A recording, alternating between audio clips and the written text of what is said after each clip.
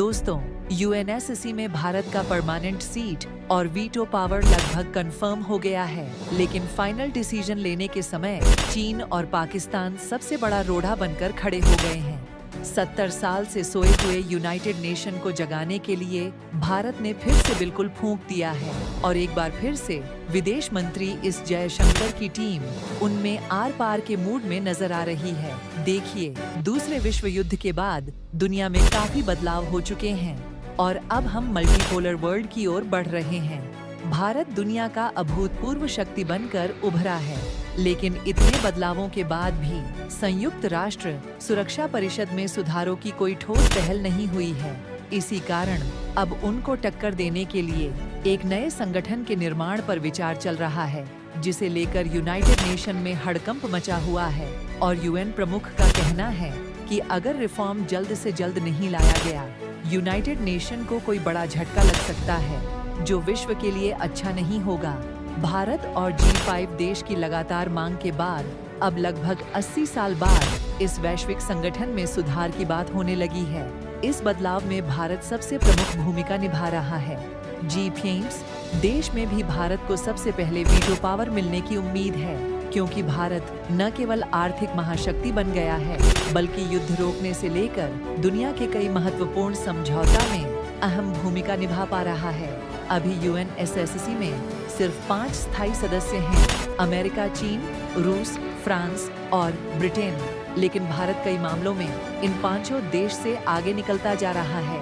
आर्थिक महाशक्ति बनकर हमने इकोनॉमी के मामले में रूस, फ्रांस और ब्रिटेन को पीछे कर दिया है। हाल ही में भारत ने दूसरा nuclear submarine INC Arighat launch किया।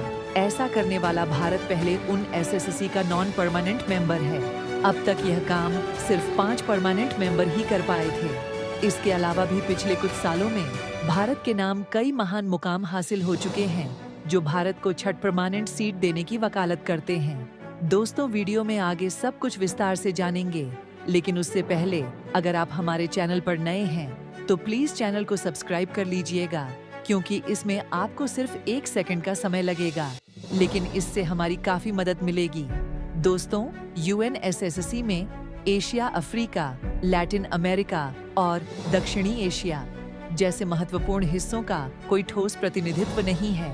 हमारा भारत इन सब का प्रतिनिधित्व करता है और सबके लिए परमानेंट सीट की मांग कर रहा है। इसी कारण इन सभी क्षेत्रों का समर्थन भारत के पक्ष में बढ़ता जा रहा है और यूनाइटेड नेशन पर जबरदस्त दबाव बन रहा है। इसलिए अब एक बार फिर से सुरक्षा परिषद में सुधार की मांग जोर पकड़ रही है। अगर ऐसा जल्दी नहीं किया गया तो फिर ब्रिक्स और एसएससी हो, दोनों मिलकर यूनाइटेड नेशन को टक्कर देंगे। और सबसे बड़ी बात यह है कि भारत ब्रिक्स का फाउंडिंग मेंबर है, जिसमें दर्जनों देश जुड़ने जा रहे हैं। इसका मतलब ये हुआ कि अगर कल को ब्रिक्स यूनाइटेड नेशन की जगह लेता है तो उसमें भारत को सबसे पहले परमानेंट सीट और वीटो पावर मिल जाएगा। अगर ब्रिक्स और स्को अच्छी तरीके से मिल गए तो फिर G7, G20 और यूनाइटेड नेशन की हालत खराब हो जाएगी। अब मेरी बात जरा ध्यान से सुनिए, क्योंकि सितंबर महीने में भारत के वीटो पावर पर महत्वपूर्ण फैसला हो सकता है। सितंबर में न्यूयॉर्क स्थित संयुक्त राष्ट्र मुख्यालय में आम सभा की वार्षिक बैठक होनी है। इस बैठक में यूनाइटेड नेशन रिफॉर्म पर बहस की जाएगी और किस नया परमानेंट मेंबर बनना है उसे पर भी चर्चा की जा सकती है। एक तरह से कहा जा रहा है कि अमेरिका पहले भारत को परमानेंट सीट और वीटो पावर देने के लिए इच्छुक नहीं था, लेकिन चीन को काउंटर करने के लिए वह भारत को मजबूत बनाना चाहता है। इस कारण अब अमेरिका और ब्रिटेन दोनों मिलकर भारत का खुला समर्थन कर रहे हैं। अफ्रीका के लिए 2 स्थायी सदस्यता की मांग को फिर से उठाया है। आप सभी के जानकारी के लिए बता दें कि इस वक्त यूनाइटेड नेशन की अध्यक्षता सियरा लियोन कर रहा है, इसलिए इस देश की तरफ से आए गए सभी बयान बेहद महत्वपूर्ण हो जाते हैं। इस बीच भारत ने भी एक बार फिर से सुरक्षा परिषद में सुधार की मांग की है और कहा है कि यह काम तेजी से और पारदर्शी तरीके से होना चाहिए। अब भारत यूनाइटेड नेशन को सलाह या कोई मशवरा देने का काम नहीं कर रहा है। वह समय बीत चुका है। भारत अब सीधे यूनाइटेड नेशन को धमकी देना शुरू कर दिया है, क्योंकि भारत के पास कई नई ताकत आ गई है। भारत का हौसला इसलिए मजबूत है क्योंकि चीन को छोड़कर लगभग पूरी दुनिया भारत के समर्थन में खड़ी है। रूस, फ्रांस, ब्रिटेन, अमेरिका, यह सब दुनिया की महाशक्ति है और इन्होंने भारत को वीटो पावर देने के लिए ग्रीन सिग्नल दे दिया है। अब सो रहे होंगे, चलो यह सब तो ठीक है, लेकिन पाकिस्तान का क्या करें? वह भी तो एक रोड़ा बनकर खड़ा है। तो अब मेरी बात जरा ध्यान से सुनिए। पाकिस्तान को चलाने वाला अमेरिका है। इस वक्त वह चीन के दम पर उछाल जरूर रहा है, लेकिन उसके उछलने की शक्ति और बिजली अमेरिका से आती है।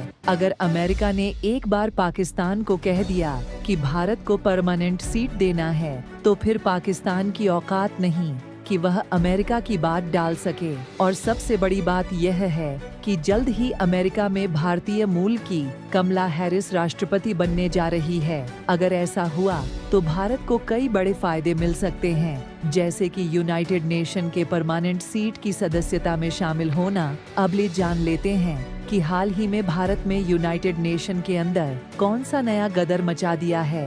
भारत की उपस्थायी प्रतिनिधि योजना पटेल ने हाल ही में जोर देकर कहा कि सुरक्षा परिषद में सुधार के लिए निर्णायक और पारदर्शी कदम उठाए जाएं। भारत ने मांग की है कि इस मसले का समाधान करने के लिए लिखित बातचीत की जाए। भारत में साफ कर दिया कि अब केवल बोलने से काम नहीं चलेगा, बल्कि लिखित कामकाज भी होना चाहिए, और अगर ऐसा नहीं हुआ तो फिर बवाल मचेगा।